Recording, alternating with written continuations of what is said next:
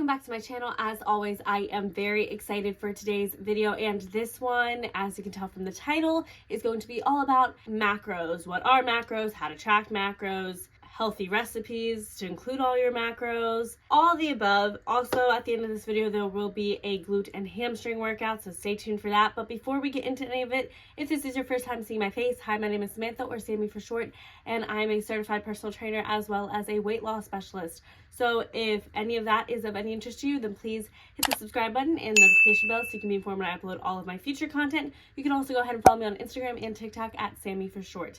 Now, with all that being said and out of the way, let's jump in to the video. So I guess we can start off by describing what are macronutrients. Macronutrients is the nutrients in food that our bodies need to provide us with energy. And these three biggest sources are proteins, fats, and carbs, or carbohydrates. So starting off with protein, because especially in a fitness journey, you hear all the time that you need tons of protein. Protein is generally known as the building blocks of life, which helps your body repair cells and make new ones. So this is important, especially when you are working out, because protein provides the amino acids that your body needs to build and repair muscle. So when you work out, you're essentially tearing the muscle fibers, which will then need to be replaced. A general rule of thumb is that a person should be having about 1 to 2 grams of protein per pound of body fat. Some examples of healthy proteins to have are eggs, chicken, lentils, quinoa, beans, fish, peanut, beef, Greek yogurt, tofu, whey, chickpeas, and edamame, just to name a few.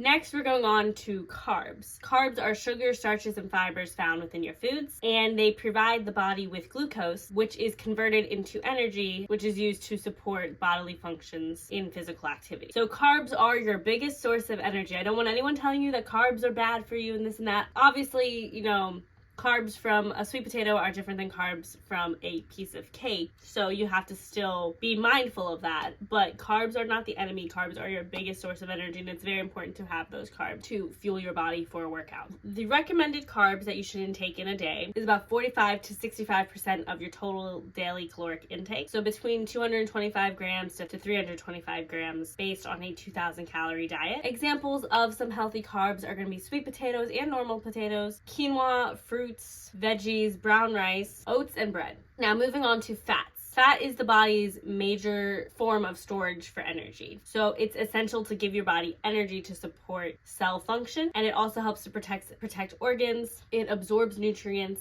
and produces important hormones. It is recommended to have about 44 to 77 grams per a 2,000 calorie diet. Examples of some healthy fats are fish, oils, nuts, and bacon. So now that you have an understanding of what macronutrients are and examples of some healthy foods to provide you a balanced meal, I'm going to give you a couple of examples of what a balanced meal would look like incorporating all 3 of those macronutrients, because what you want is you want every single meal you have to incorporate all 3 of those. Before you even start counting macros or how many grams of everything there is, I just want to make sure that you're eating meals that incorporate all 3 of these macronutrients. So for breakfast, I'm actually going to give my current breakfast as an example. For my protein, I have 2 eggs that I scramble up and I put vegan cheese on them, so that's still has fat in it, but it's not too much fat in it, as well as tahini, spice, and pepper, so it still tastes good. I put that on a piece of toast. That's my carbs. But I also have fruit on the side, so that's carbs as well. I also get protein from 2 pieces of bacon that I put on the side, but I use that mainly as my source of fat. And like I said, the cheese that goes on the eggs is also a source of fat. And like I said earlier, I also have fruit on the side for carbs. I also have a green smoothie. Those help provide more of the micronutrients needed in my meals.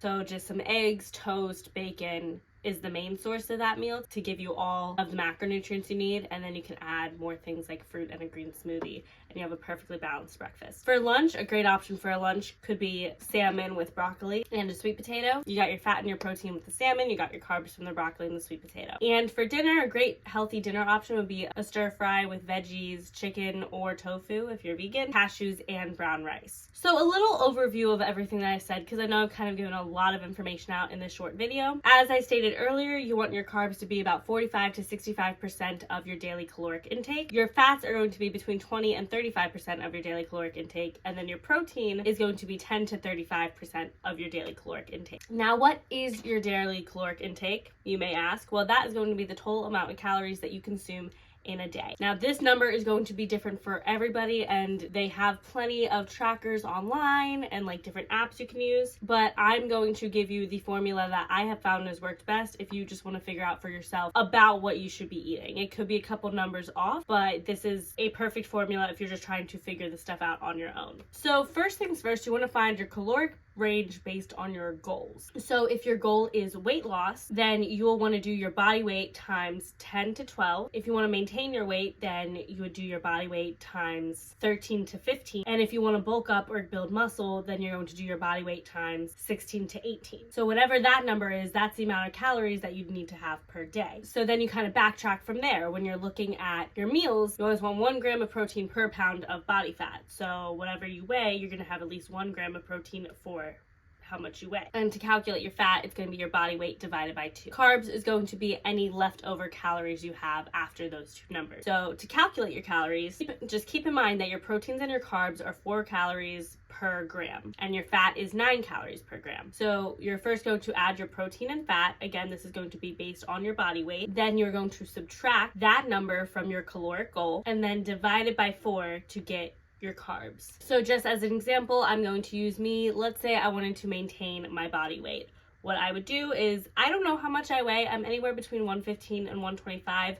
I put myself on the heavier range of that just because I am working on building muscle right now. So let's say I'm 125 and my goal is to maintain. I'm going to do 125 times 15, and that equals 1,875 calories. And we're getting 125 grams of protein, which if you multiply that by 4, you're going to get 500 calories. And then I would have 62.5 grams of fats, which if you multiply that by 9, you'll get 562 calories of fat. So if you add together my proteins and fats, you're gonna get 1,062. And if you subtract that from 1,875, then my calories left over for carbs is gonna be 203.25. So about 203 calories for carbs. That is how you generally calculate your macronutrients. Now, I'm not somebody that often tracks this stuff. I do for my clients, or I'm going to start to for my clients because now I have the general knowledge of it. But I personally don't. I kind of do more intuitive or mindful eating just because I have been on this fitness journey for a long time. I don't track as much, but I am going to, in the future, to work with a nutritionist to see if there's ways that I can improve my diet to fit my goals. So I'm sure I'll have a video on that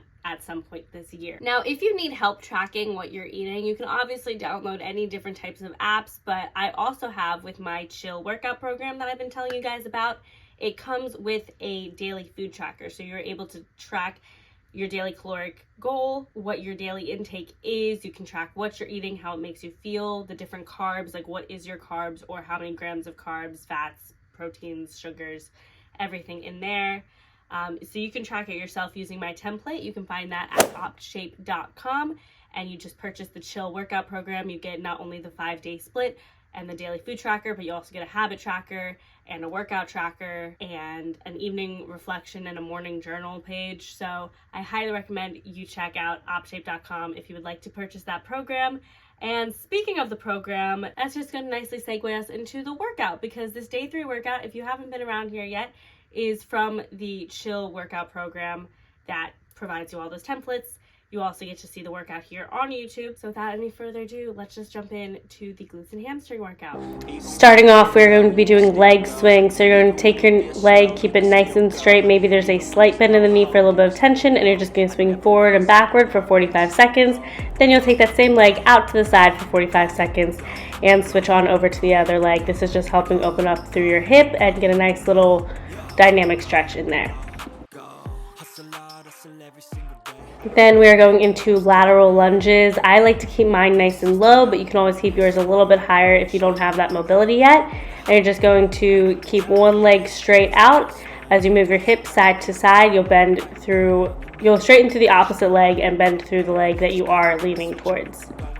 Next, you're going into a low lunge and runner stretch. So you'll have one foot in front of you with your back leg behind you, and that back knee will be on the ground. You're going to sit your hips forward, keep your chest nice and high as you bend through that front leg. Then you'll straighten that front leg, sit your hips back towards your heel, and move forward and back through that movement for 45 seconds. Then you'll be going into some hamstring pulls. So you're going to be using a band for this, and you're going to put that band towards the center of your foot, keeping your leg nice and straight as you can, and using that band to assist you in pulling your foot towards your face, keeping your bottom leg extended.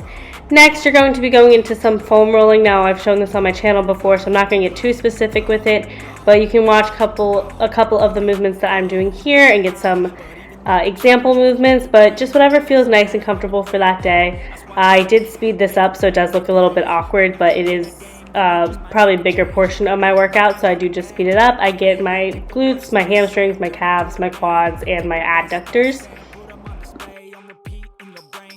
Next, you're going into the movement prep, so you're going to be doing some glute bridges, so keep your feet firmly planted on the ground, all four corners of the feet firmly planted. Have your knees up towards the ceiling, keep your core nice and tight. You're going to lift your hips up towards the ceiling, squeeze your glutes at the top, and then drop it down. Try not to let your butt touch the ground. You're going to do that for 45 seconds, then you'll be doing this as a single leg motion, so you'll have one leg straight out in front of you, doing the same motion. You may not go as high, that's okay, that's normal, but you will feel it a whole lot more. Next, going into some banded good mornings. On the program, I accidentally wrote banded RDLs, but you'll get the same point. Basically, you're going to have your feet on the band and then bring the band behind your head onto your shoulders. Then you're going to press your hands down on the band. As you push your hips back and forth, try to keep a slight bend in the knee, really push out with the glute muscles. Make sure you're using that mind to muscle connection to really feel it in those glutes. And you're just hip thrusting back and forward.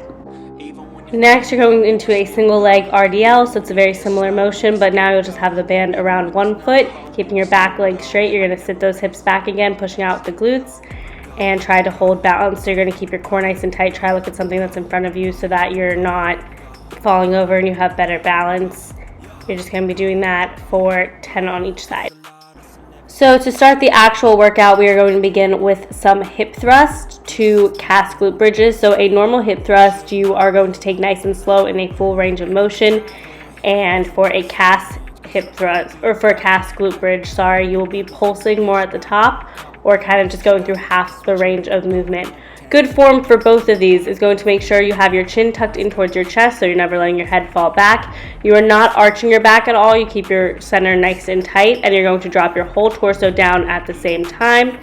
And you're going to keep your feet firmly planted on the ground. To make sure that you feel this more in your glutes, you want your knee to be directly over top your ankle. You do not want your feet too far out because you're going to feel that more in your quads, and your hamstrings, and you don't want your feet too far back because then you'll feel it more in your quads. Again, you're doing 4 sets of 10 of these, 10 for each movement. So you do 10 hip thrusts and then do 10 cast bridges at the top.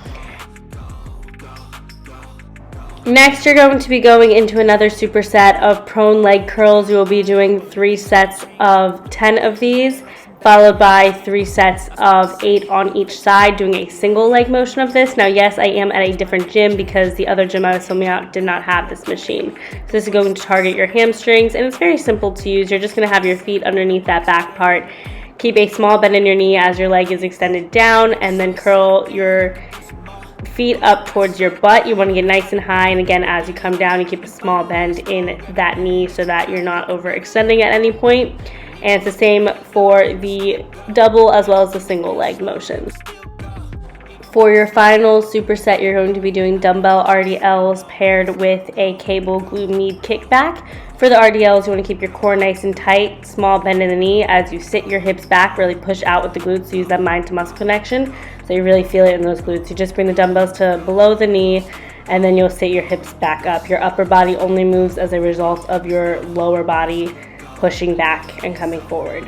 Like I said, next you will be going into those glute med kickbacks. So you're going to have an ankle strap around your ankle, keep a small bend in both knees, and try to have a flat back at a diagonal angle. For this movement, you don't want to arch at any point, and you're going to really push up and back with your glute as you're kicking with that foot, keeping everything in perfect alignment.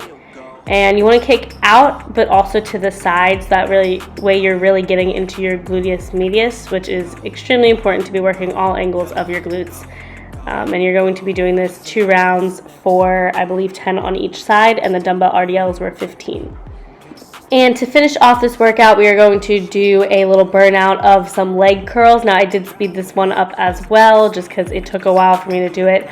But you're just going to do this 1 round at whatever weight you think you can push through, and you're going till failure, so until you can't do any more leg curls. As you can see from my face, it was getting really hard. Again, this took a while. That's why I sped the clip up, but you're just going to be doing this till you cannot physically do anymore. Not just for when it hurts, for when you physically cannot push through another good rep.